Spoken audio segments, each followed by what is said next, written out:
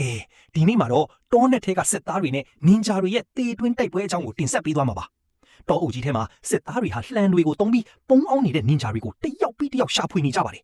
မကြခင်မှာပဲတောတစ်ခုလုံးအော်ဟစ်တန်တွေနဲ့စူညံသွားခဲ့ရပါတယ်နင်ဂျာတွေဟာပုံအောင်ရမှာဘလောက်ပဲကျွမ်းကျင်နေပြောစစ်သားတွေရဲ့လက်ချက်နဲ့တယောက်ပြီးတယောက်အမိဖမ်းခံနေရပါတယ်ဒါကိုကြည့်ပြီးစစ်သားတွေက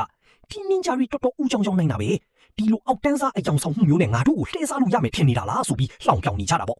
သူတို့ဟာတစ်ပင်ကြောင်ဆောင်ထားတဲ့နင်ဂျာတွေကိုဓာတ်နဲ့အပိုင်းပိုင်းခုတ်ထစ်ပြီးအလွယ်တကူပဲနှိမ့်နှင်းနေကြပါတယ်စစ်သားတွေဟာအောင်ပွဲကလက်တကမ်းပါလို့ထင်နေကြတာပါ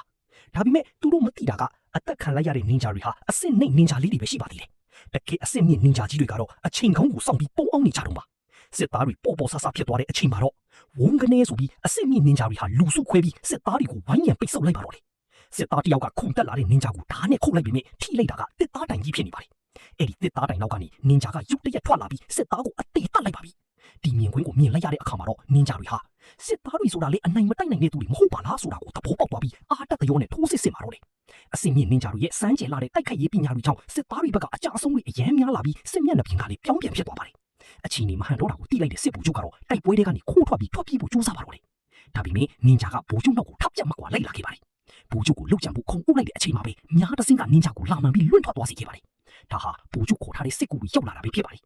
နင်ဂျာဟာဗိုလ်ချုပ်ကိုတတ်ဖို့အစွမ်းကုန်စူးစမ်းပြီးတစ်သားတိုင်ကိုတုံးကလှန်တိုက်ကွက်တွေကိုခုခံခဲ့ပေမဲ့စစ်သားတယောက်ရဲ့ဓာတ်ချက်ကြောင့်နောက်ကိုဆုတ်ခွာသွားခဲ့ရပါတယ်တကယ်တော့အစင်မြင့်နင်ဂျာတွေရဲ့တိုက်ကွက်တွေကဘလောက်ပဲကောင်းပါစေတတိဝိရိယရှိရှိနဲ့တံပြန်တိုက်စစ်ဆင်မယ်ဆိုရင်တော့အနိုင်ယူလို့ရနိုင်တယ်ဆိုတာကိုဒီတိုက်ပွဲကတက်တည်ပြလိုက်တာပါပဲ